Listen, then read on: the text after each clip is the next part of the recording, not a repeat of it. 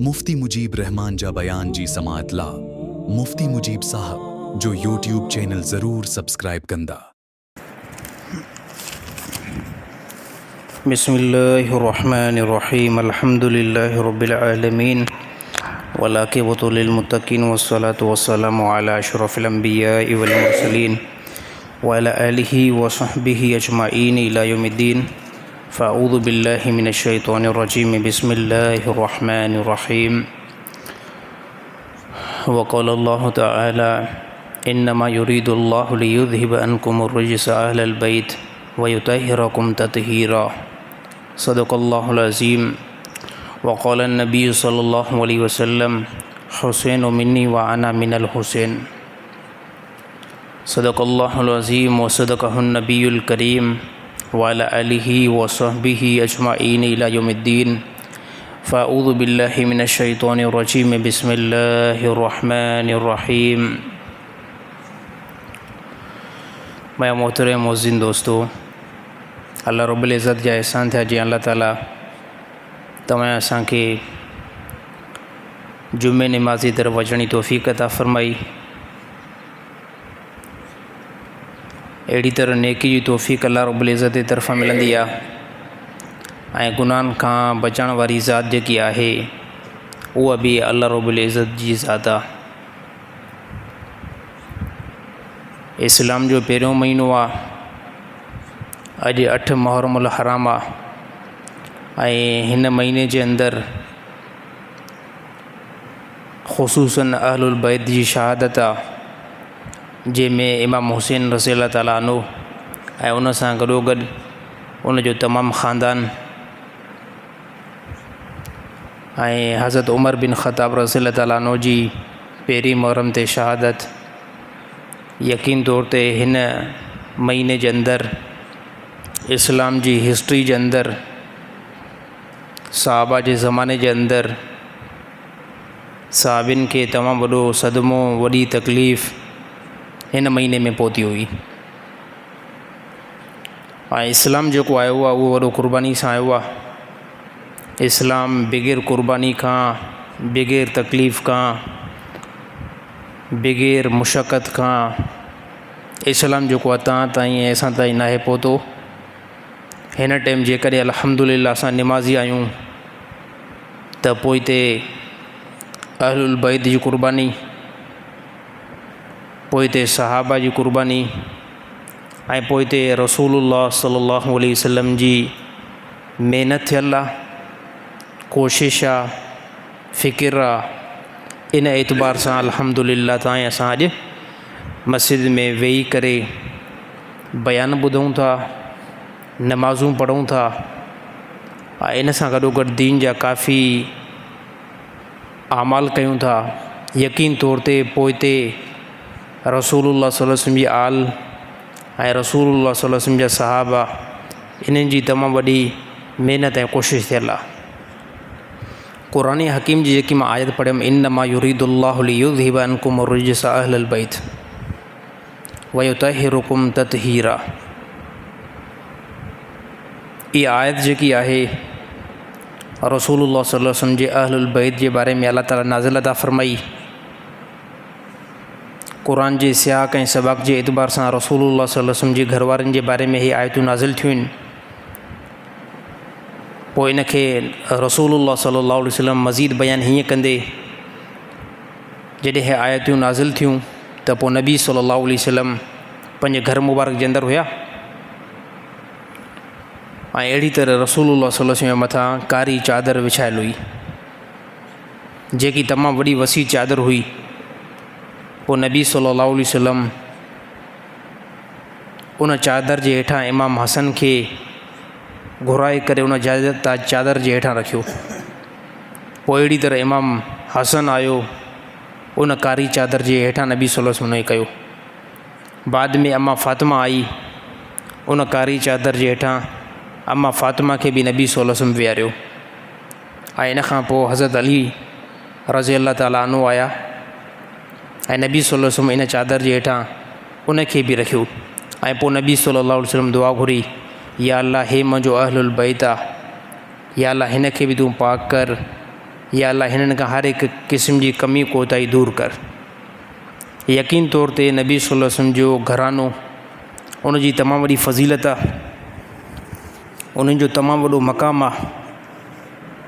उन जे मक़ाम खे असांजी ज़बान जे अंदरि एतिरी तासीर नाहे, ताक़त नाहे जो नबी सल्लल्लाहु अलैहि वसल्लम जे घराने खे फ़ज़ीलत खे असां जेको बयानु करे सघूं। जेकी अल्लाह ताला फ़ज़ीलत रसूलुल्लाह सल्लल्लाहु अलैहि वसल्लम खे ॾिनी आहे, नेठि रसूलुल्लाह सल्लल्लाहु अलैहि वसल्लम जे घराने खे बि अल्लाह ताला पूरी दुनिया खां, पूरे इंसाननि खां अल्लाह ताला फ़ज़ीलत में मथे रखियो आहे। पोइ अहिड़ी तरह हे जेको महीनो हले थो, अॼु 8 मुहर्रमुल हराम आहे। हिन महीने जे अंदरि इमाम हुसैन बिन अली रज़ी अल्लाह ताला अन्हु जी शहादत आहे। इन शहादत जे पोइ हिकु पसे मंज़र आहे। उहो पसे मंज़र इहो हुयो त हज़रत अमीर माविया रज़ी अल्लाह ताला अन्हु जी जंहिं टाइम वफ़ात थी, त पोइ अमीर माविया जो जेको पुटु आहे यज़ीद, उहो ख़िलाफ़त ते वेठो। ख़िलाफ़त ते जीअं जो वेठो त यज़ीद जा जेके कम हुया, यज़ीद जो जेको किरदारु हुयो, उहो क़ाबिल मज़म्मत हुयो, बुरे किरदार जो मालिक हुयो, फ़ासिक़ ऐं फ़ाजिर हुयो। पोइ इन बेस ते इमाम हुसैन उन ज़माने में हुया। इमाम हुसैन सां गॾोगॾु जेके सहाबी हुया, उहे उन ज़माने में हुया। उन्हनि वाज़े तौर ते हिकु इनकार करे छॾियो त असां यज़ीद जी बैयत कंहिं एतबार सां न कंदासीं। यज़ीद इन जे अहल नाहे जो इहो मुस्लमाननि जो ख़लीफ़ो थिए। यज़ीद जी कंहिं क़िस्म जो कोई बि असांखे बैयत जी ज़रूरत नाहे। यज़ीद जी असां बैयत न कंदासीं। मुख़ालिफ़ थिया यज़ीद जे, ऐं यज़ीद जेको आहे पंहिंजे इलाइक़े जे अंदरि हुकूमत जो क़दम ऐं पेर रखियो। पोइ कुझु टाइम, कुझु ॾींहं इहो मरहलो हलियो। पोइ अहिड़ी तरह इमाम हुसैन खे कूफ़े जे तरफ़ां काफ़ी जेको आहे ख़त आया त तव्हां जेको आहे साईं अचो, असां तव्हांजी बैयत कंदासीं। यज़ीद जी बैयत खां असां इंतिहाई बेज़ार आहियूं। यज़ीद जी बैयत असां नथा कयूं, असां तव्हांजी बैयत करणु चाहियूं था। इहे काफ़ी ख़त आया कूफ़े जे तरफ़ां। ऐं यादि रहणु खपे त कूफ़ो जेको आहे रसूलुल्लाह सल्लल्लाहु अलैहि वसल्लम जे ज़माने खां वठी करे पंहिंजे वाइदे जे ख़िलाफ़ु रहियो आहे, वाइदे जे बरख़िलाफ़ु रहियो आहे ऐं धोखेबाज़ रहियो आहे। उन इलाइक़े जा माण्हू धोखेबाज़ रहिया आहिनि। त पोइ इहो जीअं जो इल्मु इमाम हुसैन खे थियो त इमाम हुसैन मुस्लिम बिन अकील खे कूफ़े तरफ़ कुझु टाइम लाइ मोकिले छॾियो त तव्हां वञी करे उते ॾिसो उते हालात कीअं था हलनि। छा हक़ीक़त में माण्हू यज़ीद जी बैयत खां मुतनफ़िर आहिनि ऐं मुंहिंजी बैयत करणु चाहिनि था? तव्हां उते वञी करे इहा नोयत ॾिसो। मुस्लिम बिन अकील जीअं जो उते विया, उते कूफ़े जे अंदरि हालात खे मालूम कयूं त काफ़ी माण्हू जेको इमाम हुसैन जी बैयत लाइ बेताब हुया। उन्हनि जी कोशिशि हुई त असां इमाम हुसैन जी बैयत कयूं। त पोइ मुस्लिम बिन अकील इमाम हुसैन ने ख़त मोकिलियो ऐं इहा ॻाल्हि कई सही, वाक़ई कूफ़े वारा माण्हू तव्हांजी बैयत जे लाइ तयारु आहिनि ऐं तव्हां अचो, हिते काफ़ी माण्हू तव्हांजी बैयत कंदा, यज़ीद खे माज़ूल कंदा। ऐं यज़ीद जो किरदारु वाक़ई कूफ़े वारा बि तस्लीम नथा कनि। इहा ॻाल्हि जीअं जो हली ऐं इहो ख़त मुस्लिम बिन अकील इमाम हुसैन जे तरफ़ मोकिलियो। इन शइ जो यज़ीद खे इल्मु थी वियो। यज़ीद कूफ़े जे अंदरि नोमान बिन बशीर हिकु साहबी आहे, उनखे उन माज़ूल कयो। इन बेस ते माज़ूल यानी पंहिंजे उहिदे तां उनखे लाथईं त कूफ़े तां तूं जेको आहे उहिदे खां माज़ूल थी वञे, तोखे ॿिए हंधि किथे उहिदो असां ॾियूं था। त नोमान बिन बशीर माज़ूल थी वियो ऐं उन जॻह ते इब्न ज़ियाद खे कूफ़े जो गवर्नर बनाई यज़ीद। ऐं यकीन तौर ते त इब्न ज़ियाद जेको आहे त उहो त अहलुल बैत खां मुख़ालिफ़ हुयो। इमाम हुसैन सां काफ़ी उनखे बुग़्ज़ हुयो इब्न ज़ियाद खे। ऐं जीअं जो कूफ़े जे अंदरि उनजी हुकूमत अची वई त पोइ कूफ़े वारनि माण्हुनि खे उन काफ़ी टारगेट बनायो त तव्हां मां कोई बि जेकॾहिं इमाम हुसैन जी बैयत कंदो त असां उनखे क़तलु कंदासीं। जेकॾहिं शहर में रहणु चाहियो था त यज़ीदी बैयत ते जेको क़ाइमु दाइमु रहो। बाक़ी रहियो मसइलो मुस्लिम बिन अकील बि त कूफ़े में हुयो। इब्न ज़ियाद क़तलु करण जो फ़ैसिलो कयो मुस्लिम बिन अकील जे लाइ जंहिंखे इमाम हुसैन मोकिलियो हुयो। नेठि ॻाल्हि तमामु वॾो किसो वसी आहे, इन किसे खे खुटाइणो आहे। इब्न ज़ियाद जेको आहे मुस्लिम बिन अकील खे शहीद कराए छॾियो ऐं इहा ख़बर इमाम हुसैन खे उते न पहुती। इमाम हुसैन खे इन ॻाल्हि जो इल्मु न रहियो। इमाम हुसैन पंहिंजे पूरे पके अज़म सां मक्का खां निकिता करबला जी तरफ़ सफ़र कंदे, छाजे करे त काफ़ी ख़त 150 जी तादाद में ख़त अची चुका हुआ। मुस्लिम बिन अकील जेको ख़त मोकिलियो त उनजे अंदरि बि इहा ॻाल्हि हुई त वाक़ई हिते माण्हू तव्हांजी ख़िलाफ़त जे इंतज़ार में आहिनि, तव्हांजी बैत जे इंतज़ार में, तव्हां अचो। हाणे इहे ख़त पहुची विया। उन टाइम में जदीद जेको सिस्टम न हुयो त कॉल करे तव्हां ॿुधाए सघो था त केरु बंदो हिते ज़िंदा या कंहिंखे क़तल कयो वियो आहे। ख़तनि जो ज़मानो हुयो। इमाम हुसैन पंहिंजो पूरो पको अज़म करे उतां सफ़र लाइ निकिता। हाणे इहा ख़बर पोइ ते इमाम हुसैन खे न पहुती त मुस्लिम बिन अकील खे हिननि को शहीद करे छॾियो आहे। इहा ॻाल्हि इमाम हुसैन खे न पहुती। ख़तनि जो ज़मानो हुयो। पोइ इमाम हुसैन खे कुझु साहिबनि रोकियो हुयो। इमाम हुसैन खे कुझु साहिबनि रोकियो हुयो त तव्हां साईं न वञो, हुते कूफ़े जा माण्हू जे मथां कंहिं क़िस्म जो कोई बि एतबार न कयो, कोई बि यकीन न कयो, माण्हू दुरुस्त न आहिनि हुतां जा। त इमाम हुसैन जो त ॾिसो यज़ीद जो जेको कमु आहे, यज़ीद जेको किरदारु आहे, उहो किरदारु दुरुस्त न आहे। यज़ीद अल्लाह ताला जे हराम खे हलाल थो करे, जाइज़ खे नाजाइज़ थो करार ॾिए, अल्लाह ताला जी हदुनि खे टोड़े थो, सुन्नत रसूल जी मुखालफ़त करे थो। ऐं मूंखां इहा ॻाल्हि बर्दाश्त नथी थिए त कोई अहिड़ो हिकिड़ो मुस्लमाननि जे अंदरि बादशाह हुजे जेको मुस्लमाननि जे अंदरि इन्हनि कमनि खे, गुनाहनि जे कमनि खे आम करे ऐं असां जेको ख़ामोश थी करे वियूं। ऐं इमाम हुसैन फरमाया मां फ़ैसिलो करे चुको आहियां त मां करबला जी तरफ़ सफ़र कंदुमि। पोइ वञी करे उते नोयत खे ॾिसंदासीं। नोयत नेठि बीठी किथे आहे। जंग जे लाइ त इमाम हुसैन बि न विया हुया, विया इन लाइ त ॾिसूं त उते मुस्लमाननि जी नोयत छा आहे, यज़ीद जा कारनामा छा आहिनि। यज़ीद जेकॾहिं सुर में अचे थो त ठीकु आहे, नथो अचे त पोइ ॿिनि जा रस्ता खुलियल आहिनि। इमाम हुसैन जंग जे लाइ या लड़ाई जे लाइ या क़िताल जे लाइ हितां अज़म करे न विया हुया। उते जीअं जो पहुता त हाणे उते त सॼो माहौल गरम थी चुको हुयो, छो त उतां जो गवर्नर बि चेंज, मुस्लिम बिन अकील खे बि शहीद कयो वियो। पोइ इब्न ज़ियाद पंहिंजे तमामु जेको आहे पुलिस, उन टाइम जेके उनजी फोर्सिस हुई उनखे तयारु कयो त इमाम हुसैन मक्का खां निकितो आहे ऐं हाणे करबला जी सरज़मीन ते अचण ते आहे। त कुझु आॾो स्टाफ ॿिया कुझु शहर आहिनि, उते वञी करे पंहिंजे पुलिस खे बीहारियो।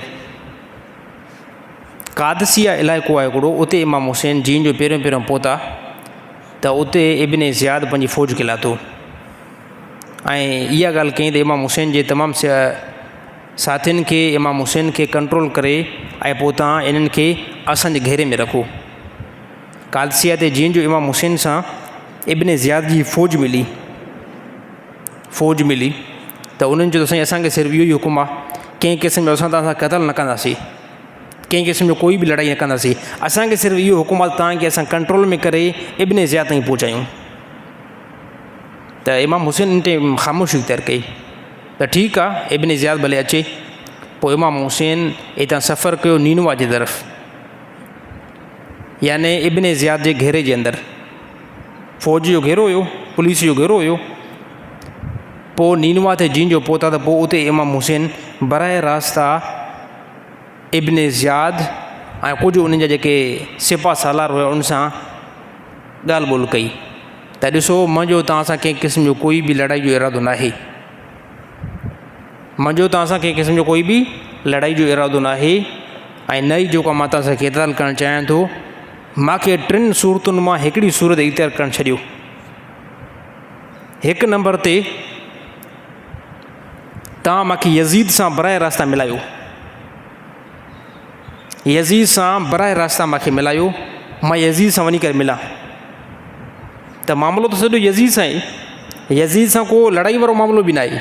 यज़ीद सां सिर्फ़ु जेको मामिलो आहे त यज़ीद फासिक फाजिर आहे, मुस्लमाननि जो ख़लीफ़ो थियो आहे, जेको असांखे इंतिहाई नामुनासिब थो लॻे त मुस्लमान जो ख़लीफ़ो हुजे, मुस्लमान जो बादशाह हुजे ऐं उनजा कम भला न हुजनि, त इहा त ॻाल्हि भली आहे ई न।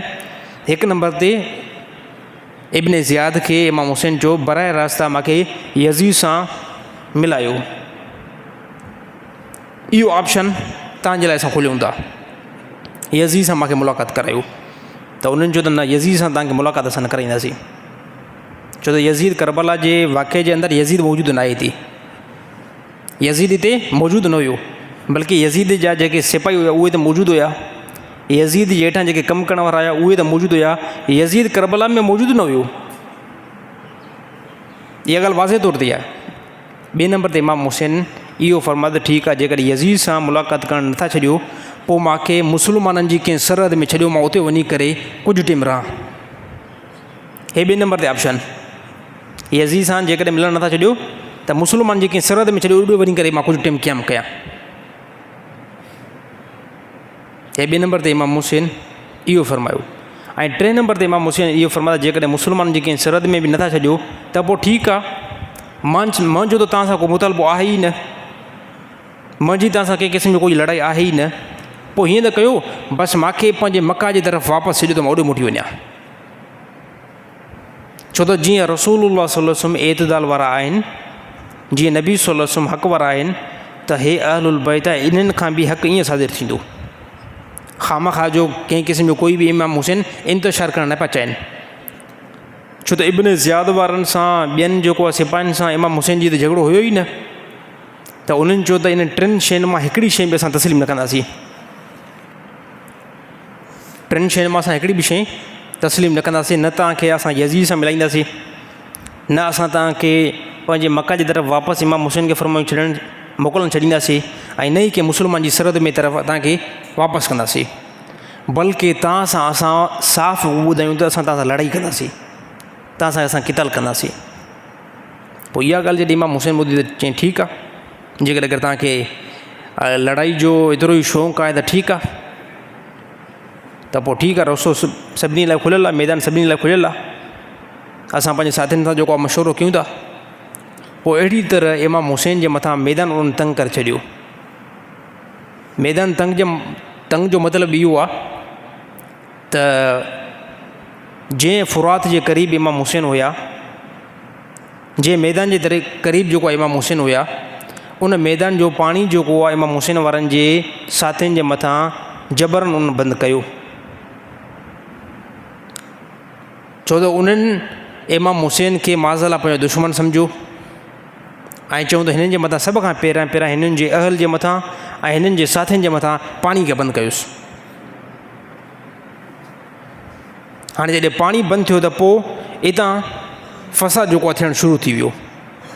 पोइ शिमर जेको आहे, शिमर ऐं अहिड़ी तरह इब्न ज़ियाद, करबला में वॾे में वॾो कारो मुंहुं जेको आहे त इन्हनि माण्हुनि जो आहे, शिमर, इब्न ज़ियाद ऐं सिनान बिन अनस। इन खां अलावा ॿिया बि कुझु माण्हू आहिनि जंहिं इमाम हुसैन सां क़िताल कयो ऐं लड़ाई कई। पोइ हली करे इमाम हुसैन उन्हनि खे इन ॻाल्हि ते आमादा करायो त जेकॾहिं अगरि तव्हां लड़ाई चाहियो था, जेकॾहिं अगरि तव्हांखे मुंहिंजी तलब आहे, मुंहिंजे अहलुल बैत जी तलब आहे, त पोइ ठीकु आहे, तव्हां भले क़िताल कयो, बाक़ी यादि रखो, तव्हां मुंहिंजी निस्बत खे ॾिसो, तव्हां मुंहिंजे घराने खे ॾिसो, तव्हां मुंहिंजी फज़ीलत खे ॾिसो, ऐं पोइ तव्हां जेको आहे मुंहिंजे तरफ़ आॾो वधी करे मां सां क़िताल कयो। इमाम हुसैन ख़ुदि पोइ हिकिड़ो ॾिनो, तमामु वॾो बयानु कयो। उन बयान जे अंदरि ख़ुलासो इमाम हुसैन जो इहो हुयो, छा तव्हां मुस्लमाननि जे लाइ मुनासिबु आहे त तव्हां इमाम हुसैन जी इज़त में हथु विझो? छा तव्हां मुस्लमाननि जे लाइ जाइज़ आहे त तव्हां इमाम हुसैन जो खून कयो? हालांकि तव्हांखे ख़बर न आहे त रसूलुल्लाह सल्लल्लाहु अलैहि वसल्लम केतिरी वॾी मशहूरु हदीस बयानु कई आहे त हुसैन मां आहे ऐं मां हुसैन खां आहियां, ऐं रसूलुल्लाह सल्लल्लाहु अलैहि वसल्लम मुंहिंजे भाउ जे बारे में ऐं मुंहिंजे बारे में इहा हदीस बयानु कई आहे त हे जन्नत जे नौजवान जे सरदार आहिनि। ऐं रसूलुल्लाह सल्लल्लाहु अलैहि वसल्लम इहो बयानु कयो आहे त मुंहिंजी माउ जेकी आहे उहा जन्नत जी औरतुनि जी सरदार आहे। ऐं तव्हांखे ख़बर न आहे त मुंहिंजो पीउ जे इस्लाम में केॾी वॾी बहादुरी ॾेखारी आहे। तव्हांजे लाइ मुनासिबु आहे त तव्हां मां सां क़िताल कयो ऐं मुंहिंजे अहलुल बैत जे मथां तलवार खणो, तव्हांजे लाइ बहितर आहे त तव्हां मुड़ी वञो। इमाम हुसैन एतदाल वारो दर्स ॾिनो, पर शिमर चयो असां मुड़ंदासीं न, असांखे यज़ीद तरफ़ां इहो हुकुम आहे त असां तव्हां सां क़िताल कंदासीं। पोइ इमाम हुसैन इहा तारीख़ अची वई 7 मुहर्रम खां 8 मुहर्रम, 8 मुहर्रम खां 9 मुहर्रम इहा तारीख़ अची वई। 9 मुहर्रम जीअं जो थियो त इन ॾींहुं यज़ीद जेके बि सिपाही हुआ उहे क़िताल जे लाइ, लड़ाई जे लाइ तयारु थी आया। क़िताल जे लाइ, लड़ाई जे लाइ तयारु, बाक़ाइदा उन्हनि जी तमामु वॾी सिफ़ बंदी हिकिड़ी ठही वई। त इमाम हुसैन उन्हनि खे उन ॾींहुं रोकियो, 9 मुहर्रम ते उन्हनि खे रोकियो त अॼोको ॾींहुं जेको आहे असां जे अहलुल बैत खे ऐं मुंहिंजे साथियुनि खे अॼोको ॾींहुं जी मोहलत ॾियो। जेकॾहिं क़िताल करिणो बि आहे त पोइ सुभाणे 10 मुहर्रम थी अचे, पोइ उन ॾींहुं तव्हां क़िताल कजो। पोइ उन ॾींहं ते जेको आहे इब्न ज़ियाद वारा, शिमर वारा ऐं उन सां गॾु जेके सिनान बिन अनस, जेके बि काफ़र हुए, जेके बि मुस्लमान जी सूरत में हुया ज़ालिम, छो त काफ़र त उन्हनि खे असां नथा चई सघूं। ज़ाहिरी तौर में हो कलमो भरण वारा, ज़ाहिरी तौर में हो नमाज़ पढ़ण वारा, हाँ, ज़ाहिरी तौर में हो हज करण वारा, ज़ाहिरी तौर में इस्लाम खे मञण वारा, हे सभु जेके बंदा हुआ इहे ज़ाहिरी तौर में इस्लाम खे मञण वारा हुआ। त पोइ उन्हनि जो ठीकु आहे, ॼोको ॾींहुं जेको आहे तव्हांखे 9 मुहर्रम ते असां मोहलत ॾियूं था। पोइ इमाम हुसैन तमामु पंहिंजे साथियुनि खे जमा कयो, हुनखे ॿुधायूं तव्हां जेको आहे राति जी कंहिं अंधेरी जे अंदरि तव्हां निकिरी वञो राति जो। 72 टोटल गॾु हुया, जंहिंमें इमाम हुसैन सां घरवारियूं, धीअरूं, पुट, इमाम हसन जा पुट यानी भाटिया, ऐं अहिड़ी तरह 5 भाउ जेके हज़रत अली साईं जा पुट, उहे अहलुल बैत, तक़रीबन इन अहलुल बैत खे जेकॾहिं असां शुमार कयूं था त उन्हनि जी तादादु 20-19 थिए थी। बाक़ी जेके 52 साथी हुया उन में कुझु साहबी हुया, उन में कुझु साहबी जा पुट हुया। उन्हनि खे फरमायो तव्हां जेको 50-52 जी जेकी तव्हांजी तादादु आहे न, तव्हां निकिरी वञो। दुश्मन खे सिर्फ़ु जेकी तलब आहे न, उहा सिर्फ़ु तलब असांजी आहे, ऐं असां दुश्मन जे घेरे में अची वियासीं, बसि उनजो मक़सदु इहो ई आहे। हाणे त राति जी तारीख़ में काॾे निकिरी वञो। त साथियुनि चयो साईं असां तव्हांखे छॾे करे न वेंदासीं, असां तव्हांखे छॾे करे न वेंदासीं, असांजो जीअण ऐं असांजो मरण तव्हां सां वाबिस्ता आहे, तव्हांजे हर हिकु क़दम ते असां लबैक चवंदासीं। त इमाम हुसैन एॾी सारी वॾो बयानु करे पोइ साथियुनि खे जो ठीकु आहे, पोइ राति जो नमाज़ पढ़ो, राति जो ज़िक्र अस्कार कयो, ऐं मां सम्झां थो सुभाणे वारो जेको ॾींहुं आहे न, तव्हां सभिनी लाइ आख़िरी ॾींहुं अथव। सुभाणे वारो जेको ॾींहुं आहे, अॼु त 9 मुहर्रम आहे, सुभाणे वारो जेको ॾींहुं ईंदो न, उहो मां सम्झां तव्हां सभिनी लाइ आख़िरी ॾींहुं अथव। छो त इमाम हुसैन खे तजुर्बो जंगियुनि जे अंदरि, काफ़ियुनि जे अंदरि लथा हुया, ऐं पाण जेको पीउ आहे हज़रत अली साईं, उहो बि जंगियुनि में लड़ण में वॾो माहिर। इमाम हुसैन नोयत खे ॾिठो त साम्हूं जेको यज़ीदी लश्कर आहे, इन जी जेकी नोयत आहे न, इन जी नोयत इहा आहे त इहे क़तल खां अलावा हे मुड़ंदा ई न,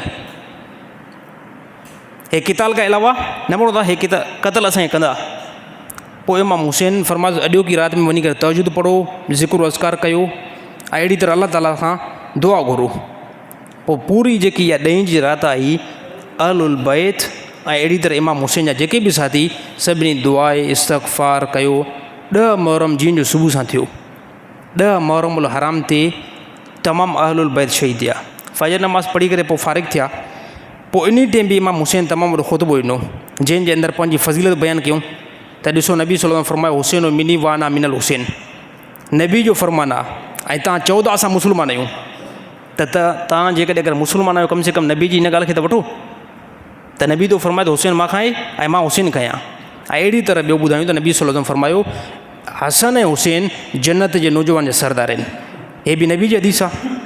ऐं इन सां गॾु नबी ईअं बि फरमायो आहे त फ़ातिमा जन्नत जी औरतुनि जी सरदार आहे। ऐं मुंहिंजे पीउ जे बारे में बि नबी सल्लल्लाहु अलैहि वसल्लम तमामु वॾी फज़ीलत बयानु कई आहे। तव्हां मुस्लमान आहियो, तव्हांजे लाइ जाइज़ न आहे, काफ़र को क़िताल करे उहो करे सघे थो, तव्हां पाण खे सॾायो मुस्लमान, तव्हांजे लाइ जाइज़ न आहे त तव्हां मुंहिंजी इज़त में ऐं मुंहिंजे खून में तव्हां हथु विझो। त शिमर ॾिठो त शिमर इहा ॻाल्हि इमाम हुसैन जो ख़ुतबो 10 मुहर्रम ते जीअं जो ॿुधो ऐं साम्हूं बिल्कुलु तयारु थी करे बीठा हुया। इब्न ज़ियाद इहो ख़ुतबो ॿुधो, उहे हैरान थी विया। उन्हनि चयो त जेकॾहिं अगरि इमाम हुसैन पंहिंजे ख़ुतबे खे अञा जारी रखियो त हे जेके असांजा माण्हू इहे फिरी करे इमाम हुसैन तरफ़ां थींदा ऐं असांखे जेको मारे विझंदा। हाणे सभ खां पहिरियां शिमर जेको आहे तीर हलाइणु शुरू कयो ऐं अहिड़ी तरह इब्न ज़ियाद तलवार हलाइणु शुरू कई। हाणे जॾहिं तीर हलियो, तलवार हलियो, त पोइ त मामिलो साईं गरम थी वियो, ॿिनि तरफ़ां मामिलो गरम थी वियो। क़िताल हलंदो रहियो, क़तल हलंदो रहियो। अहिड़ी तरह अहलुल बैत जा तमामु अफ़राद शहीद थिया।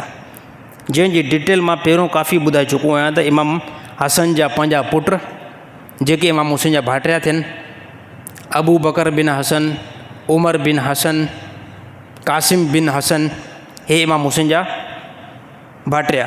अहिड़ी तरह हज़रत अली सन जा पुट अबू बकर बिन अली, हसन बिन अली, उस्मान बिन अली, अली अकबर, हे हज़रत अली सन जा पुट। इन खां अलावा कुझु भाणेजा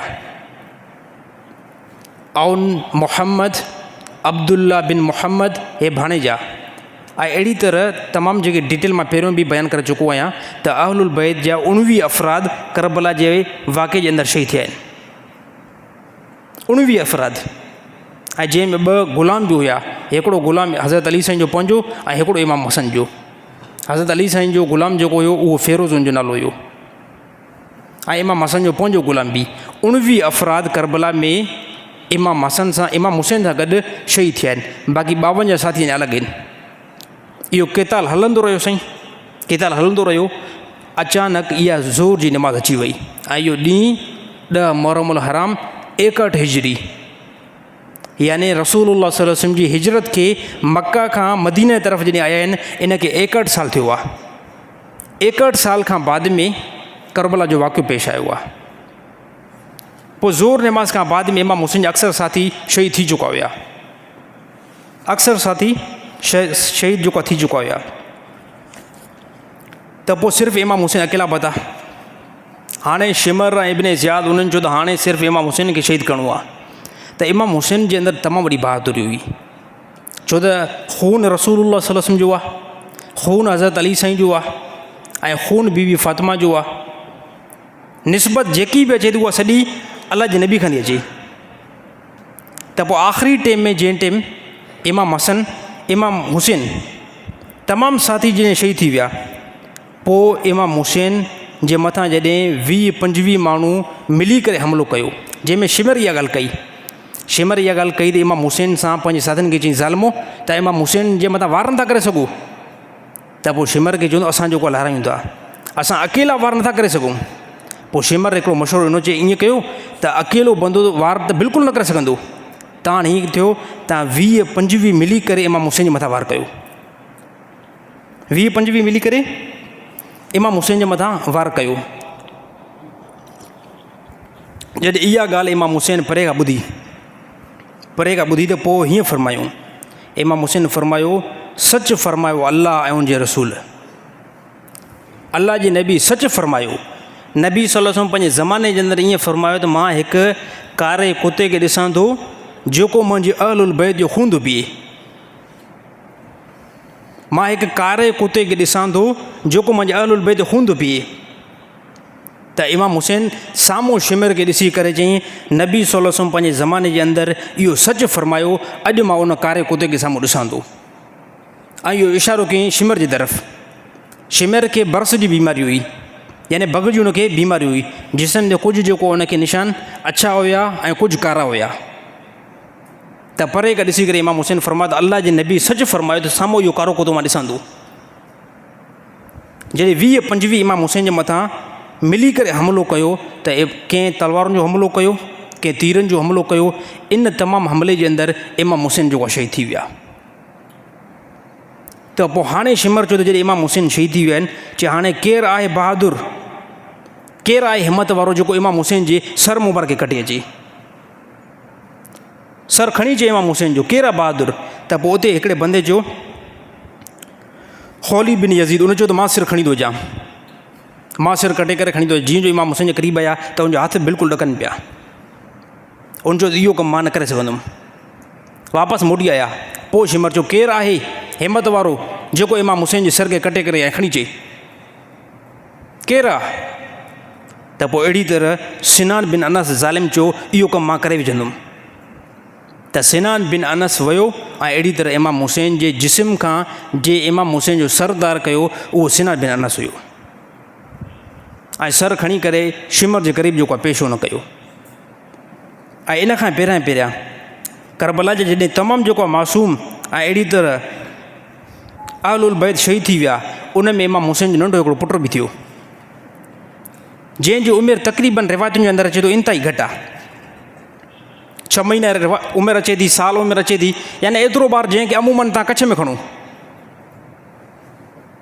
जंहिंखे रिवायतुनि जो किताब, रिवायतुनि में उनजो नालो अब्दुल्ला आयो आहे, बाज़ कंहिं रिवायत में अली असगर बि आहे, त इमाम हुसैन जो उहो पुटु, पोइ जॾहिं आख़िरी इमाम हुसैन जो मरहलो थियो त इमाम हुसैन जो त आख़िरी में जॾहिं बंदो हिन दुनिया खां वेंदो आहे त हर हिकु पीउ जी ख़्वाहिश हूंदी आहे त मां वञी करे पंहिंजे ख़ानदान में वञी करे मिलां, औलाद खे आख़िरी टाइम में ॾिसां।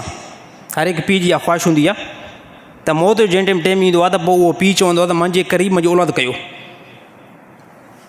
हा मुंहिंजे क़रीब मुंहिंजी औलाद कयो, या औलाद चवंदी आहे यार पीउ खे आख़िरी टाइम में ॾिसां, अबे खे घुरायो, त पोइ आख़िरी जंहिं टाइम थियो त पोइ इमाम हुसैन चयो त हाणे शहादत जो मक़ाम त हुअं बि ॾिसणो आहे, हाणे मुंहिंजे पुट खे घुरायो त मां उनखे नंढे खे ॾिसां जेको इंतिहाई नंढो आहे। त अहलुल बैत जूं घरवारियूं जेके नबी सल्लल्लाहु अलैहि वसल्लम जूं ॼाणियूं, उन्हनि जेको ॿार मोकिलियो त उन्हनि में इब्न मुवक्किद जेको यज़ीद टोले खां हिकिड़ो शख़्स हुयो, मलऊन इब्न मुवक्किद, उन जेको तीर निशानो उन ज़ालिम जो वॾो पको हुयो, उन परे खां निशानो बनाए करे इमाम हुसैन जे पुट जे तरफ़ तीर हयो ऐं उहो सिधो तीर अची करे इमाम हुसैन जे पुट खे गले मुबारक में लॻो, जंहिंखां उहो बि शहीद थी वियो। हे तमामु वॾो इम्तिहान हुयो, तमामु वॾो मरहलो हुयो अहलुल बैत जे मथां। अहलुल बैत खे अॼुकल्ह सिर्फ़ु असां माज़ल्ला 10 ॾींहंनि जे लाइ सिर्फ़ु ड्रामेबाज़ी बनाई आहे, 10 ॾींहंनि जे लाइ सिर्फ़ु असां जेको तमाशो बनायो आहे, 10 ॾींहंनि जे लाइ असां सिर्फ़ु इन खे खेल ऐं तमाशो बनायो आहे। सॼे साल में कमु सभु यज़ीद वारा कंदा आहिनि, सॼे साल में कमु यज़ीद वारा। 10 ॾींहंनि में असांखे इमाम हुसैन यादि ईंदो आहे, 10 ॾींहंनि में तव्हां फिल्मुनि खां परे थींदा आहियो, 10 ॾींहंनि में तव्हां व्याज खां मुश्किल आहे न परे थींदा हूंदव, पर बिलफ़र्ज़ 10 ॾींहं व्याज खां परे थींदा हूंदव, 10 ॾींहं को मुस्लमान शराब खां परे थींदो हूंदो, मूंखे नथो लॻे त हिन 10 ॾींहंनि में कोई शराब खां परे थींदो हूंदो। 10 ॾींहं को क़तल खां परे थींदो, पर मूंखे नथो लॻे त मुहर्रम जा 10 ॾींहं में कोई क़तल खां पोइ ते थींदो हूंदो, चोरी खां पोइ ते थींदो हूंदो। सॼे साल जे अंदरि चोरी, शराब, क़तल, डाको, फ़िरेब, धोखेबाज़ी, 2 नंबरी ऐं नारो हिकिड़ो असां लॻाईंदा आहियूं त मां त हुसैनी आहियां। कमु सॼे साल में यज़ीद वारा, कमु सॼे साल में यज़ीद वारा ऐं नारो इहो असां लॻाईंदा आहियूं त असां जेको हुसैनी आहियूं। क़यामत ॾींहुं यज़ीद जी लिस्ट खां पोइ उथंदव। अहिड़ा कमु कयो त इमाम हुसैन तव्हांखे पंहिंजी मोहबत में तस्लीम त करे। हे कहिड़ी मोहबत, हे त ड्रामेबाज़ी आहे। पोइ न ज़िंदगी में नमाज़ आई, न ज़िंदगी में सचाई आई, न ज़िंदगी में रोज़ा आया, न ज़िंदगी जे अंदरि एतदाल आयो, इंसाफ़ आयो, न ज़िंदगी में असांजे घरनि जे अंदरि पर्दो आयो, न असांजी औरतुनि नमाज़ पढ़ी। नारो सिर्फ़ु हिकिड़ो लॻाईंदा आहियूं असां हुसैनी आहियूं, सिर्फ़ु हिन नारे सां बंदि हुसैन न थींदो आहे। क़यामत ॾींहुं इमाम हुसैन क़बूल न कंदो। कंहिंसां मोहबत हुजे, रसूल सां मोहबत आहे त उनजे बारे में रसूलुल्लाह सल्लल्लाहु अलैहि वसल्लम फरमायो आहे मां सां मोहबत आहे, मां रसूल जी इत्तबा करणी पवंदी। हा, रसूल सां जेकॾहिं मोहबत आहे रसूल जी इत्तबा करणी पवंदी। हुसैन सां जेकॾहिं मोहबत आहे इमाम हुसैन जी इत्तबा करणी पवंदी। 10 मुहर्रम जे ॾींहुं इमाम हुसैन करबला में नमाज़ न छॾियो आहे। तव्हां वेठे वेठे माज़रत सां चवां मातम कंदे कंदे तव्हांखां सभु नमाज़ूं फोती थियूं वञनि। हिकिड़ो बंदो 10 ॾींहं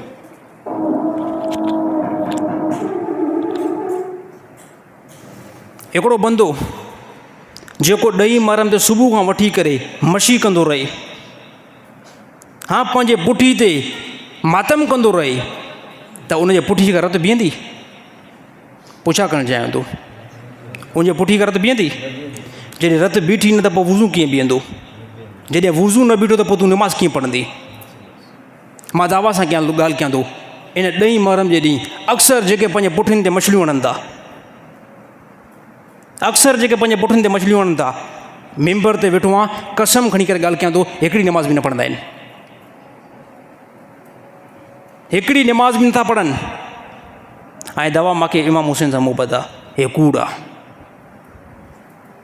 मसलक पंहिंजी जॻह ते आहे, मसलक पंहिंजी जॻह ते आहे, असांजो मसलक अलॻि आहे, असांजो अक़ीदो पंहिंजो आहे, असांजो अक़ीदो उन्हनि जो जहिड़ो अक़ीदो न आहे, उनजो पंहिंजो अक़ीदो आहे, असांजो पंहिंजो अक़ीदो आहे। पर हिकिड़ी मां फ़िक्र ॾियणु चाहियां थो, हिकिड़ी मां फ़िक्र ॾियणु चाहियां थो, सिर्फ़ु इन सबील सां, सिर्फ़ु इन न्याज़ सां, सिर्फ़ु इन मशी ऐं मातम सां मां मथे ते हलफ़ खणी करे, क़ुर मथे ते रखे करे इहा ॻाल्हि करणु चाहियां थो, इन शयुनि सां इमाम हुसैन राज़ी न थींदो। जेकॾहिं ज़िंदगी में नबी जी इतबा न आहे,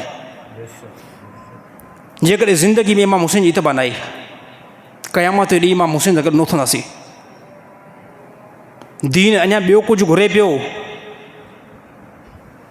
दीन अञा ॿियो कुझु घुरे पियो, औरतुनि खे पर्दो नथा करायो, औरतुनि खे पर्दो नथा करायो, ऐं औरतूं ईअं बाज़ार जी तरफ़ वयूं। मां राति पंहिंजे दर्स जे अंदरि इहा ॻाल्हि कयमि, जेकॾहिं का बि औरत मजलिस ॿुधणु वञे, मजलिस ॿुधणु वञे, बग़ैर हिजाब खां वञे, इन औरत जे मथां लानत पवंदी, इन औरत जे मथां लानत पवंदी। ॿी बि ॻाल्हि करणु चाहियां थो, कोई औरत नात ख़्वानी ॿुधणु वञे, कोई औरत नात ख़्वानी ॿुधणु वञे, बग़ैर हिजाब खां वञे, इन जे मथां लानत पवंदी, सवाबु न मिलंदो।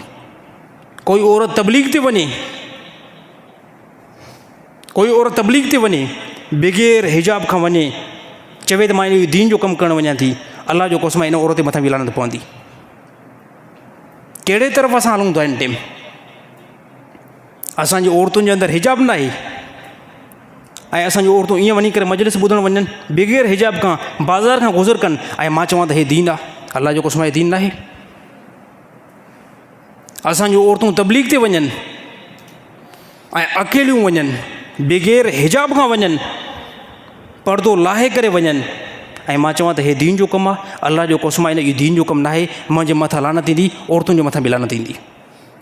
असांजूं औरतूं नात ख़्वानी ॿुधणु वञनि, मीलाद आहे साईं, नात ख़्वानी ॿुधणु थियूं वञनि, ऐं बग़ैर हिजाब खां निकितियूं ॿाहिरि, सॼो उन्हनि जो मुंहुं खुलियल आहे, बाज़ औक़ात मथो बि खुलियल आहे। अलाह जो कसम आहे इहो मीलाद ते नात ख़्वानी ॿुधणु वेंदियूं, नेकी न मिलंदी, ख़ुदा जी लानत पवंदी। हिजाब अहलुल बैत सेखारियो आहे, हिजाब अहलुल बैत सेखारियो आहे, नबी सल्लल्लाहु अलैहि वसल्लम जे घराने सेखारियो आहे, ऐं उनखे असां ऊंधो पेश करे इनखे असां दीन चऊं, हे असांजी गुमराही आहे, हे असांजी गुमराही आहे। छा ज़रूरत हुई, छा इमाम हुसैन खे ज़रूरत सिर्फ़ु एतिरी ॻाल्हि करणी हुई, यज़ीद सां हथु मिलाइना, यज़ीद सां हथु मिलाइना, पूरी ज़िंदगी मका में नमाज़ पढ़ंदा इमाम हुसैन। यज़ीद कुझु बि न चवे हा, यज़ीद प्रोटोकॉल ॾे हा, यज़ीद इमाम हुसैन खे अञा प्रोटोकॉल ॾे हा, जेकॾहिं इमाम हुसैन ख़ामोशी इख्तियार कंदा। पूरी ज़िंदगी इमाम हुसैन हज कंदा रहंदा, उमिरो कंदा रहंदा, उमिरो कंदा रहंदा, नमाज़ूं पढ़ंदा रहंदा, पर साम्हूं नज़र आयो केरु आहिनि? नबी जी औलाद आहे, ऐं नबी जी औलाद खे फ़िकिर आहे त असांजो नानो जेको दीन खणी आयो आहे, इन दीन खे उबतो रंग थो अचे, इहो दीन बातिल थो थिए, इहो दीन असांजे हथनि खां थो वञे, ऐं इन दीन खे ग़लति रंग ॾेई करे ऐं ग़लति तशरीह ॾेई करे बयानु थो कयो वञे।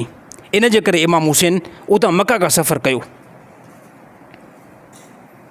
मका खां सफ़र कयो इमाम हुसैन, ऐं हलंदा आया, ऐं पंहिंजे तमामु अहलुल बैत खे, पंहिंजे तमामु घराने खे इन एतबार सां शहीद करायूं त यज़ीद अल्लाह ताला जे हराम खे हलाल थो चवे, यज़ीद नाजाइज़ खे जाइज़ थो करार ॾे, यज़ीद सुनत जी मुखालफ़त थो करे, यज़ीद अल्लाह ताला जे हदुनि खे टोड़े थो।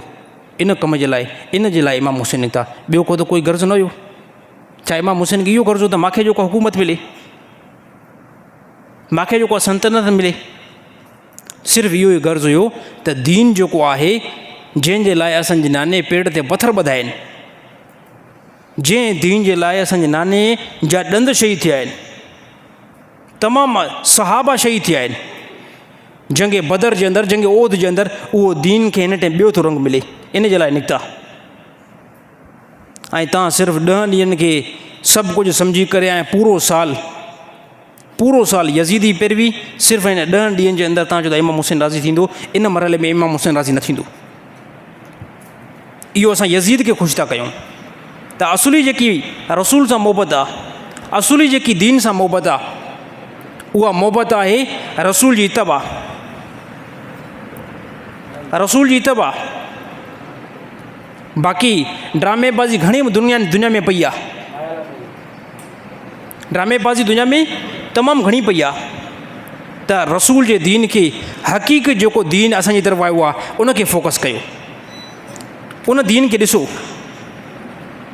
त अहिड़ी तरह इमाम हुसैन जो जीअं सर मुबारक सिनान बिन अनस कटियो, इन खां बाद में इहो सर मुंतक़िल हितां कयो वियो।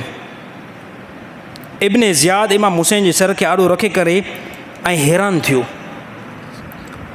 इब्न ज़ियाद जो त अहिड़ो हुस्न मां कॾहिं बि न आहे ॾिठो जेको जिस्म खां धार आहे ऐं पोइ बि चिमके थो, अहिड़ो हुस्न मां कॾहिं बि न ॾिठो आहे।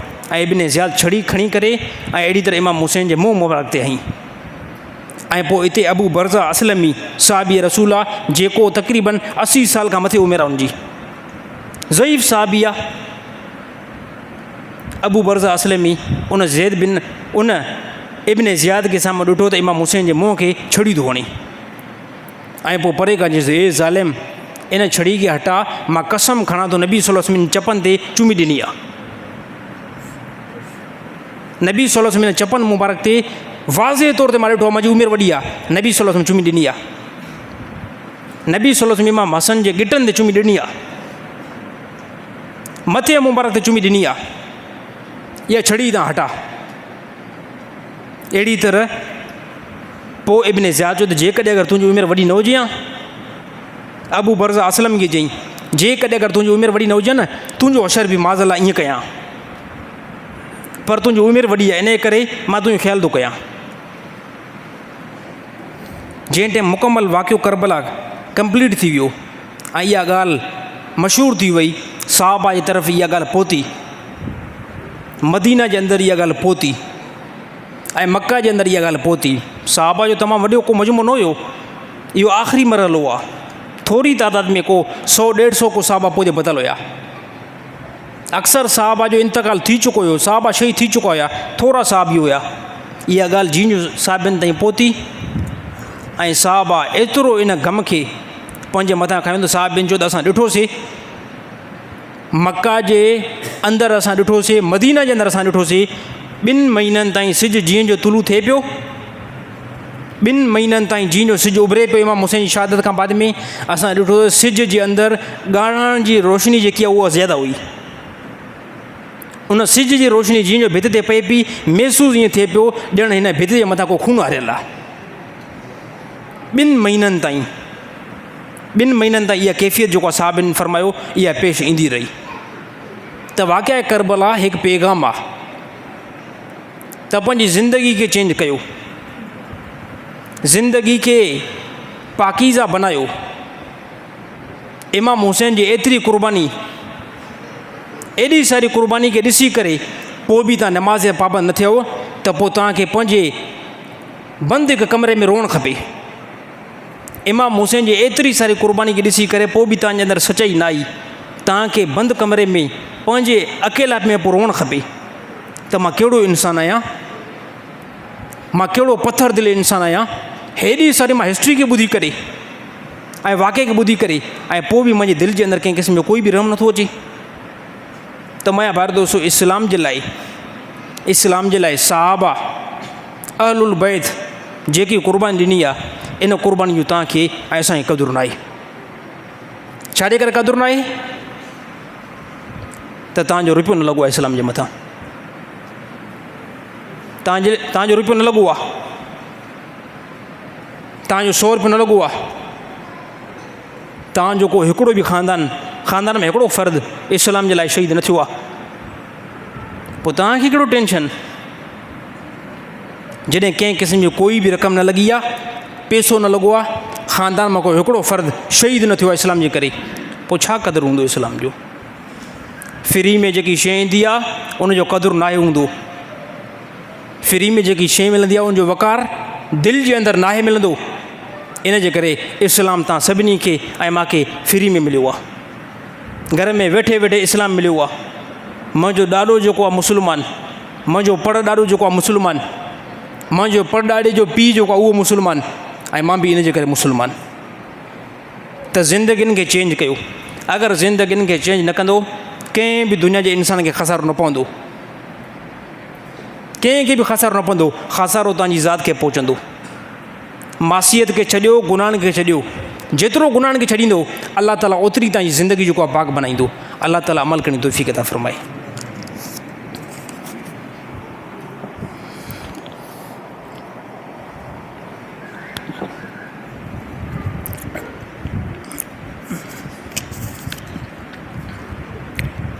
साईं हिकु जाहिल ज़ाकिर यज़ीद जी माउ जे बारे में इंतिहाई नामुनासिब बकवास कई। उन जुमलनि जी निस्बत हज़रत अली साईं जी धीउ जे तरफ़ कयो, उन जी वज़ाहत कयो। अच्छा, मां हिकिड़ी ॻाल्हि कयां, जॾहिं बि मुहर्रमुल हराम ईंदो आहे, जॾहिं बि मुहर्रमुल हराम ईंदो आहे त पोइ शिया जेके ज़ाकिर आहिनि उहे अक्सर जेको आहे बकवास करणु शुरू कंदा आहिनि। हालांकि उन्हनि खे ख़बर आहे, उनखे इहा ख़बर आहे असांजे लाइ अबू बकर सिद्दीक़ तमामु वॾी शख़्सियत आहे, उमर रज़ी अल्लाह ताला अन्हु असांजे लाइ तमामु वॾी शख़्सियत आहे, हज़रत उस्मान रज़ी अल्लाह ताला अन्हु असांजे लाइ तमामु वॾी शख़्सियत आहे। असां हज़रत अमीर माविया रज़ी अल्लाह ताला अन्हु खे मञींदा आहियूं। अमीर माविया रज़ी अल्लाह ताला अन्हु साहबी रसूल आहे। शियो हज़रत नथो मञे भले न मञे, पर कम से कम तव्हां ज़ाकिर जॾहिं मजलिसूं पढ़ो था, तव्हां चओ था शहरनि जे अंदरि फितनो ऐं फ़साद न थिए। जॾहिं फितनो फ़साद न थिए त पोइ तव्हां अहिड़े क़िस्म जी बकवास बि न कयो। अहिड़े क़िस्म जी बकवास जेकॾहिं कोई बि अबू बकर सिद्दीक़, उमर रज़ी अल्लाह ताला अन्हु, उस्मान साईं, अमीर माविया रज़ी अल्लाह ताला अन्हु जी तौहीन कंदो, मां चवां थो पाकिस्तान जे अंदरि पोइ अमन न थींदो। वाज़े तौर ते असां ॿुधायूं था, असां क्लियर ॿुधायूं था। कोई बि बंदो जेकॾहिं अबू बकर सिद्दीक़ जी पाकिस्तान जे अंदरि तौहीन कंदो, हज़रत उमर बिन ख़त्ताब जी तौहीन कंदो, उस्मान रज़ी अल्लाह ताला अन्हु जी तौहीन कंदो, मां वाज़े तौर ते ॿुधाइणु चाहियां थो पाकिस्तान जे अंदरि पोइ अमन न ईंदो। असां हुकूमत खां सहारो वठंदा आहियूं, असां हुकूमत जे एतबार सां हलंदा आहियूं, पर जेकॾहिं अगरि हुकूमत कुझु बि कमु न कयो, साहिबिन जी तौहीन थींदी रही ऐं हुकूमत कुझु बि न कयो, पोइ असां वाज़े तौर ते ॿुधाइणु चाहियूं था असां पोइ पाण मैदान में लहंदासीं। अबू बकर सिद्दीक़ लावारिस न आहे, उमर रज़ी अल्लाह ताला अन्हु लावारिस न आहे, हज़रत उस्मान साईं लावारिस न आहे, अमीर माविया रज़ी अल्लाह ताला अन्हु लावारिस न आहे। इन साहिबिन जो ईमान, इन जो ख़ात्मो ईमान ते ऐं जंहिंजी फज़ीलत रसूलुल्लाह सल्लल्लाहु अलैहि वसल्लम बयानु कई आहे। शिया हज़रत पंहिंजो मसला का बयानु कनि, असांखे कंहिं क़िस्म जो कोई बि टेंशन न आहे। इमाम बारगाह जे अंदरि तव्हां 10 ॾींहंनि खां 20 ॾींहं मजलिसूं पढ़ो, कोई बि एतिराज़ु न आहे। इमाम हुसैन दुनिया में कंहिं हिकिड़े टोले जो न आहे। हा, ॿुधाइणु चाहियां थो मतिलबु शिया हज़रत खे इहा भुलो जे त इमाम हुसैन सिर्फ़ु असांजो आहे। असली जेको इमाम हुसैन आहे उहो इमाम हुसैन पंहिंजी इतबा करण वारनि जो आहे। जेको बंदो इमाम हुसैन जी इतबा करे थो, उनजे नाने जी इतबा करे थो, असुली इमाम हुसैन सां मोहबत उनजी आहे। पोइ दुनिया जे अंदरि बंदो कोई बि हुजे, हाणे हिकिड़ो जाहिल हिकिड़ो ज़ाकिरो जंहिं चयो त यज़ीद जी माउ हेड़ी आहे, उहे अल्फाज़ मां हिते पेश करणु नथो चाहियां। ॾिसो, यज़ीद जो जेको फ़िस्क ऐं फुजूर आहे उहो क्लियर आहे। यज़ीद जेकॾहिं ख़राबु आहे त यज़ीद जे ख़राब सां माज़अल्लाह यज़ीद जो पीउ ख़राबु न थींदो। हा साईं, यज़ीद जेकॾहिं ख़राबु आहे त उन सां अमीर माविया रज़ी अल्लाह ताला ग़लति थोरी थींदो। यज़ीद जेकॾहिं पाण ख़राबु आहे त यज़ीद जी माउ ख़राबु थोरी थींदी। कोई बंदो चवे त साईं मुजीब रहमान तव्हांजो भाउ दुरुस्त न आहे, ॻाल्हि सम्झो, साईं तव्हांजो भाउ दुरुस्त न आहे, त मुंहिंजो भाउ दुरुस्त न आहे उन सां मां बि ग़लति थी वियुमि छा? हे त पोइ ज़ुल्म आहे। हे छा थियो पोइ? हे त पोइ ज़ुल्म आहे। अबू जहल काफ़र आहे, अबू जहल जो पुटु मुस्लमान आहे, साहबी आहे। हाणे अबू जहल जेकॾहिं ख़राबु थियो, अबू जहल जो पुटु बि ख़राबु थींदो? यार, हिकिड़ो बंदो पाण ख़राबु आहे, उनजी पंहिंजी शख़्सियत ख़राबु आहे, उन ख़राब जे करे उनजो पीउ ख़राबु न थींदो आहे, उनजी माउ ख़राबु न थींदी आहे। उन ज़ाकिर तमामु हिकिड़ी वॾी मजलिस में चयो यज़ीद जी जेकी माउ हुई उहा दुरुस्त न हुई। हालांकि यज़ीद जी माउ अमीर माविया जी घरवारी आहे, अमीर माविया जी घरवारी आहे। अमीर माविया कहिड़ा? साहिबी रसूल आहे। अमीर माविया जी भेण जेकी आहे उहा रसूल जे निकाह में आहे। त छा थिया? नबी जा साला थिया। नबी जे साले जी घरवारी खे माज़अल्लाह तव्हां बदकार चओ। अल्फाज़ अहिड़ा उन इस्तेमालु कया आहिनि, अहिड़ा इस्तेमालु कया आहिनि ऐं उन अल्फाज़नि जी निस्बत जेकी आहे हज़रत अली साईं जी धीअ तरफ़ कई अथऊं।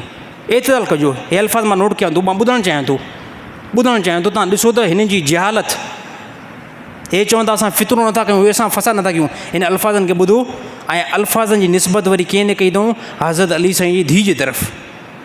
त कोई बि मुस्लमान इन ॻाल्हियुनि खे ॿुधे, शिया हज़रात पब्लिक बि ॿुधे हेठि, त छा माज़अल्लाह हज़रत अली साईं जी धीउ अहिड़ी गार ॾेई सघे थी? ॿुधिजो, चए हज़रत अली साईं जी धीउ जेको आहे यज़ीद खे हे गार ॾिनी हुई। यज़ीद खे चई तूं अमीर हुजी आ त तुंहिंजी माणे बि अमीर हुजी आ। चई इहे अल्फाज़ कंहिं पेश कया आहिनि? कंहिं कया आहिनि? चए हज़रत अली साईं जी धीउ कया आहिनि। साईं हाणे हज़रत अली साईं जी धीउ माज़अल्लाह अहिड़ा जुमिला पेश कंदी? चई यज़ीद खे चई तूं अमीर हुजी आ त तुंहिंजी माणे बि अमीर हुजी आ, हिकु नंबर ते। ॿिए नंबर ते चई यज़ीद खे साम्हूं चई ए उन रन जा पुट जेका ॿियनि मर्दनि सां बिस्तरनि ते सुम्हंदी हुई। निस्बत कंहिं कयईं? निस्बत चई त इहे अल्फाज़ हज़रत अली साईं जी धीउ चया आहिनि, हज़रत अली साईं जी धीउ चया आहिनि। छा चई? यज़ीद खे साम्हूं चई ए उन रन जा पुट जेका मर्दनि सां बिस्तरनि में सुम्हंदी हुई, हे ॿिए नंबर ते। टे नंबर ते चई पराए मर्दनि सां सुतल रन जा पुट, पराए मर्दनि सां सुतल रन जा पुट, पिणे सां तुंहिंजी माउ सुती ई न आई, तूं उनजो पुटु आहे। हाणे कोई बि इंसाफ़ वारो बंदो, शिया हज़रात जेकी क़ौम आहे, मां उनखे ॿुधाइणु चाहियां थो त छा माज़अल्लाह हज़रत अली साईं जी धीउ अहिड़ा जुमिला पेश कंदी? अहलुल बैत जूं घरवारियूं, अहलुल बैत जूं न्याणियूं छा अहिड़ियूं गारियूं कढंदियूं? हिन ज़माने में अलाह जो कसम खणी करे ॿुधायां थो, हिन ज़माने में जेकॾहिं तव्हां सभु मुस्लमान वेठा आहियो, सभु मुस्लमान वेठा आहियो, तव्हां मां अगरि का हिकिड़े जी धीउ अहिड़ा जुमिला ॻाल्हाई, अलाह जो कसम हुनखे पीउ केॾो बि खणी फासिक हुजे, केॾो बि गुनाहगार हुजे, पीउ धीउ खे चवंदो शर्म कर, कहिड़ा जुमिला थी ॻाल्हाई। ऐं हिननि जा ज़ाकिर अहलुल बैत ऐं साहबी तोइन ईअं कंदा आहिनि। चई हज़रत अली साईं जी धीउ, हज़रत अली साईं जी धीउ यज़ीद खे इहे जुमिला चया। यज़ीद असां बि नथा मञूं, यज़ीद खे फासिक फाजिर त असां बि चऊं था, बाक़ी यज़ीद जे आड़े में अची करे उनजी माउ जे मथां तोहमत लॻाइणु, उनजे पीउ जे मथां तोहमत लॻाइणु, हे काॾां जो इंसाफ़ु आहे? हिन ॻाल्हि हे मेंबर ते कई आहे। मां कसम खणंदो पूरी शियत किताब जे अंदरि इहो वाक़ियो बयानु न आहे थियलु, किथे बि न आहे थियलु। कंहिं हथ ठोके ज़ाकिर पंहिंजी हथ सां इबारत लिखी हुजे त ॿी ॻाल्हि आहे। अक्सर मेंबरनि ते इहो कूड़ ॻाल्हाईंदा आहिनि, हे साहबिन जा गुस्ताख़, हे अहलुल बैत जा गुस्ताख़, वरी पोइ असांखे इहा ॻाल्हि कंदा आहिनि त तव्हां जेको आहे फितना परस्त थियो। साईं मां ॻाल्हि ॿुधाइणु चाहियां थो, इहे अल्फाज़ दुरुस्त छा ईअं थी सघे थो? हज़रत अली साईं जी धीउ ईअं चवी सघे थी? निस्बत हज़रत अली साईं धीउ की तरफ़ कई अथई, त हज़रत अली साईं जी धीउ जेको आहे ईअं चयो आहे, त पोइ माज़अल्लाह अमीर माविया जी घरवारी जे मथां ते तोहमत आहे, तोहमत आहे, वॾे में वॾी तोहमत अलाह जो कसम आहे हज़रत अली साईं जी धीउ जे मथां ई। कानून हरकत में अचे, अहिड़नि जेको आहे मलाउन खे गिरफ़्तार करे ऐं सख़्त खां सख़्तु इन्हनि खे सज़ा ॾिए, न त इन जहिड़ा बकवास कंदड़ ॿिया घणा ई उथंदा, घणा ई उथंदा। असां ख़ामोशी इख़्तियार कई आहे, हर हिकु मौक़े ते ख़ामोशी इख़्तियार कई आहे त हुकूमत पाण इहो कमु करे। अगरि जेकॾहिं हुकूमत इहो पाण कमु न कंदी सर इस्लाम जी तोहीन असां बर्दाश्त न कंदासीं, नबी जे साहिबिन जी तोहीन असां बर्दाश्त न कंदासीं, अहलुल बैत जी असां तोहीन बर्दाश्त न कंदासीं, पोइ शायदि असां मैदान में पाण लहूं। पोइ असांखे बाद में इहो न चयो वञे त मौलवी हज़रात दहशतगर्द आहिनि, कोई तव्हांजे इस्लाम खे ख़राबु करण जी कोशिशि करे, कोई तव्हांजे मज़हब खे घटि वधि ॻाल्हाए। असां हुकूमत खे ॿुधायूं था अहिड़नि बंदनि खे लगाम ॾियो। बाद में इहा ॻाल्हि न कजो त मुल्ला जेको आहे दहशतगर्दी ते लथा आहिनि। अलाह जो कसम आहे ज़िंदगी में असां दहशतगर्दी जो ऐलान नाहे कयो, कॾहिं बि असां फितनी ॻाल्हि नाहे कई। पर जेकॾहिं अहिड़ा जुमिला इन्हनि जे मेंबरनि खां उथंदा, पोइ साईं असां ख़ामोशी इख़्तियार न कंदासीं।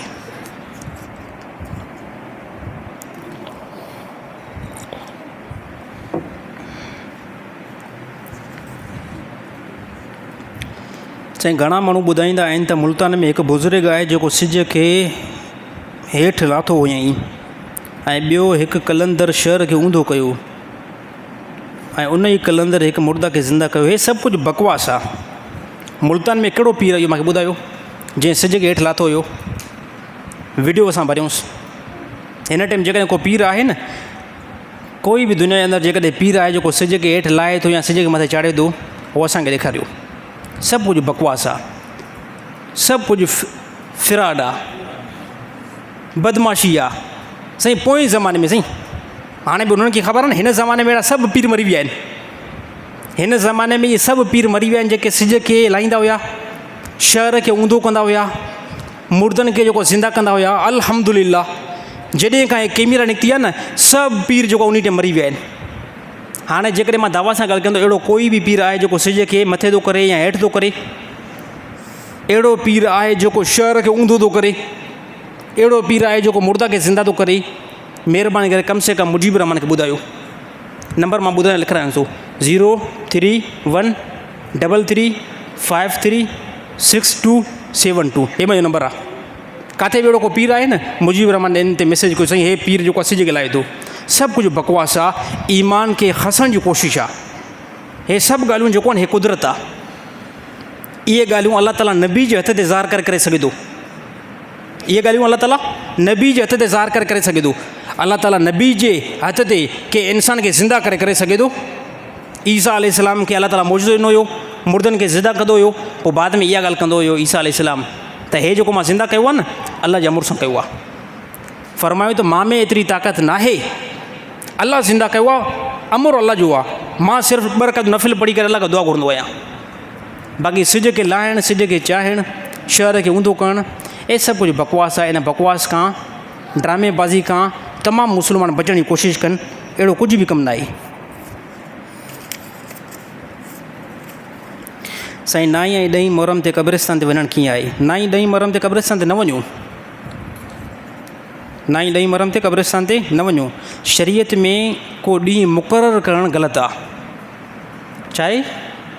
शरीयत में को ॾींहुं क़ब्रिस्तान ते वञण जे लाइ मुक़ररु करणु ग़लति आहे। इनफ़रादी ते वञो, साल में कहिड़े ॾींहं ते बि वञो। मुहर्रम खां पहिरियां वञो, मुहर्रम खां बाद में वञो, रमज़ान में वञो, शव्वाल में वञो। हरूभरू मुहर्रम में 9 10 ते छो? हरूभरू त माण्हू सम्झंदा यार वाक़ई को हे इस्लाम में हुकुम आहे। इस्लाम में अहिड़ो हुकुम न आहे त 9 मुहर्रम ते जेको अबे जी वञी करे क़बर ठाहियो, 10 मुहर्रम ते वञी करे को अबे जी क़बर ठाहियो। अबे जी क़बर तो अॻु में यादि छा जे कान पई अचे? हा साईं, अबे जी क़बर खे जेकॾहिं अगरि सिधो करिणो बि आहे त अॻु में वञी करे सिधो कयो। एतिरो सिधो कयो बसि जीअं हुनजा निशान जेको आहे सिधा रहनि। बसि अंदरि जेके मामला आहिनि न, उहो अलाह जे हवाले आहिनि। बसि मथां खणी मार्बल लॻाए छॾियो, एयर कंडीशन मथां रखे छॾियो, क़िस्मे क़िस्मे जो शोपीस मथां रखो। अंदरि जेकॾहिं जहन्नम में पियल आहे त मथां कुझु बि न थींदो। हा, अलाह माफ़ी ॾे। ऐं मथां जेकॾहिं नॉर्मल हिकिड़ी क़बर आहे जंहिंजा निशान बसि नॉर्मल बीठा आहिनि, पर हेठि जेकॾहिं मामिलो जन्नत जो आहे त अल्हम्दुलिल्लाह हिन जे लाइ काफ़ी आहे। त मुहर्रम में इहो रूटीन न बनायो। 10 मुहर्रम ते वञो क़ब्रिस्तान ते, 10 मुहर्रम ते, 9 मुहर्रम ते वञो, साल जे ॿियनि ॾींहंनि में वञो। नबी सल्लल्लाहु अलैहि वसल्लम जो हुकुम ॾिनो आहे त क़ब्रिस्तान ते वेंदा कयो। रोज़ानो वेंदा कयो, हफ़्ते में वेंदा कयो, महीने में वेंदा कयो। या रसूलुल्लाह छॾे खां अलाह जे नबी फरमाए वेंदो त तव्हांखे मौत यादि ईंदो। तव्हांखे छा मौत यादि ईंदो त पोइ तव्हां इन जे करे इस्तग़फ़ार बि ज़्यादा कंदो ऐं अहिड़ी तरह अलाह ताला जी तरफ़ रुजू बि ज़्यादा थींदो। बाक़ी इहे मुक़ररु न कयो साईं। अगरि कोई मुक़्तदी मस्जिद में नमाज़ पढ़ण लाइ पंहिंजी जॻह खे मुक़ररु करे त उहो अमल कीअं आहे? ग़लति अमल आहे इहो बि। मुक़्तदी हज़रात जेके नमाज़ पढ़ंदड़ हज़रात आहिनि, उहे पंहिंजी जॻह खे सिलेक्ट कनि त मां हिन ई जॻह ते बीहंदो आहियां, हिते कोई बि न बीहे। ग़लति आहे इहो अमल। हे कुर्सी मुंहिंजी हिते पियल आहे, हिते ॿियो कोई बि कुर्सी न रखे, हिते मां अची करे बीहंदो आहियां। हिन आॾो इमाम जे पोयां मां ई सिर्फ़ु बीहंदो आहियां, ॿियो कोई बि न बीहे। ग़लति आहे। नमाज़ ते अचो, अगरि पहिरीं सिर्फ़ु फुल थी वई आहे न, असांजे मुस्लमान जे अंदरि इहा बि हिकिड़ी वॾी कोताही आहे। पहिरीं सिर्फ़ु मुकमल थी वई आहे, पोइ जंहिं जॻह ते बीहंदो आहे न, हुनखे हथु हणी करे तूं साइड थी, मां हिते बीहां। ग़लति अमल आहे, ग़लति आहे। जिते लेट तव्हां कई आहे न, तव्हांजी ग़लती आहे। लेट तव्हां कई आहे, तव्हांजी ग़लती आहे। जंहिं जॻह ते बीहंदा आहियो उते मुक़ररु न कयो। हदीस में हिकिड़ी में मना थियल आहे। हिन टाइम उहे हदीस अल्फाज़ मूंखां ज़हन मां निकिरी विया आहिनि। हदीस में इन शइ जी माना थियल आहे त पंहिंजी मस्जिद में जॻह खे सिलेक्ट करे छॾणु त हे जॻह मुंहिंजी आहे, हिन पहिरीं सिफ़ में बीहंदो ई मां आहियां। नमाज़ जेकॾहिं पहिरीं सिफ़ मुकमल थी वई आहे, कंहिं मुस्लमान जे लाइ जाइज़ न आहे त उनखे लतूं हणी हेॾे होॾे करे हेॾे होॾे करे अची करे ज़ोरी पहिरीं सिफ़ में बीहो। हे नामुनासिब तरीक़ो आहे, हे ग़लति अमल आहे। किथे बि सिफ़ मिली आहे उते अल्हम्दुलिल्लाह नमाज़ कंहिंजे लाइ पढ़ंदा आहियूं? पोइ मुक़्तदियुनि खे छो टेंशन ॾियूं, जमायतनि खे छो टेंशन ॾियूं? मां नमाज़ पढ़ायुमि अलाह जे लाइ, मां नमाज़ पढ़ायुमि अलाह जे लाइ, ऐं हिते मां जेको ठाकुर थी करे वेही वेठो हुजां त हे सिर्फ़ु मुंहिंजी आहे, ॿियो को न बीहे, मां पखे जे हेठां बीहां, त असां नमाज़ पढ़ायूं अलाह जी रज़ा जे लाइ। जंहिं जॻह ते मिली मां फ़र्ज़ु अदा करे मां हलियो वञा बसि। त जेके बि मुस्लमान अगरि इन शइ जा शिकार हुआ त इन खां बचण जी कोशिशि कनि, जॻह मस्जिद में सिलेक्ट न कनि। अल्हम्दुलिल्लाह बीठा कोई बि न आहे, बीठा त बीहो, कॾहिं हिते मिली कॾहिं होॾे मिली। बाक़ी तव्हां इहा बि ॻाल्हि कंदो लास्ट में मां इश्काल ख़तमु करणु चाहियां त मथां कोई चए पेशमाम तव्हां त उते ई बीठा हूंदा आहियो, साईं जेकॾहिं मां हिते न बीहां त पोइ नमाज़ केरु पढ़ाईंदो? इहो ज़हन में ॻाल्हि अची सघे थी न, त ॿियनि खे त मिंट था चओ, तव्हां त रोज़ु उते ई बीठा आहियो, जेकॾहिं मां न बीहां त पोइ तव्हांखे केरु फ़रिश्तो नमाज़ पढ़ाईंदो? या मुंहिंजी जॻह सिलेक्ट ई आई आहे। वरी ॿी ॻाल्हि, साईं मोज़िन साहिबु उते ई बीहंदो आहे, त मोज़िन साहिबु आज़ान ॾींदो न त उते ई बीहंदो न। ईअं न आहे त मोज़िन साहिबु हुते बीहे पोइ उतां चवे त अल्लाहु अकबर अल्लाहु अकबर अल्लाहु अकबर अल्लाहु अकबर। कुझु उसूल हूंदा आहिनि। इमाम जी पंहिंजी वैल्यू आहे, आज़ान ॾींदड़ जी पंहिंजी वैल्यू आहे, ऐं मुक़्तदियुनि जी पंहिंजी वैल्यू आहे। सभिनी जा कम आहिनि ऐं सभई पंहिंजे कम में मज़बूत थी करे रहनि। अल्लाह ताला तमामु मुस्लमान खे सम्झ नसीब अता फ़रमाए। छा साईं घरवारी खे भुल में, अच्छा घरवारी खे न, घरवारी, छा साईं घरवारी भुल में मुड़ुस खे अदा या बाबा चवे त उन सां निकाह फासिद थींदो या न थींदो? भुल में जेकॾहिं घरवारी चवनि थियूं छा साईं, चवंदियूं हूंदियूं, मां सम्झंदो आहियां भुल थी वई हुजे। भुल में जेकॾहिं का बि घरवारी पंहिंजे मुड़ुस खे अदा चयो या बाबा चयो या अहिड़ी तरह ॿियो को अहिड़ो रिश्ते जे नाले सां सॼो, त छा हिन में निकाह फासिद थींदो या न थींदो? निकाह फासिद न थींदो साईं। बाक़ी रुटीन इहा न बनाए, जेकॾहिं निकाह फासिद नथो थिए पोइ भले छॾे। इख़लाक़नि इहो कमु दुरुस्ती न आहे। भुल हिकिड़ी ॿी ॻाल्हि आहे। ॾिसो, भुल में जेकॾहिं ज़बान जा जेके जुमिला आहिनि न, कॾहिं कॾहिं बंदो उनखे रोके बि न आहे सघंदो, तकड़ि में निकिरी वेंदा आहिनि। चवंदा आहिनि न, हिकु ज़बान जो जुमिलो ऐं ॿियो बंदूक निकितल गोली। चङा भला बादशाह बि हिन खे कंट्रोल न आहिनि करे सघंदा। भुल में जेकॾहिं घरवारी मुड़ुस खे अदा चयो, बाबा चयो, त कंहिं क़िस्म जो कोई बि निकाह इन सां फासिद न थींदो। ॼाणी वारी न चवे, ॼाणी वारी चवंदी त निकाह त फासिद न थींदो, पर इहा औरत इंतिहाई गुनाहगार थींदी। अल्लाह ताला अमल करणी तौफ़ीक़ अता फ़रमाए।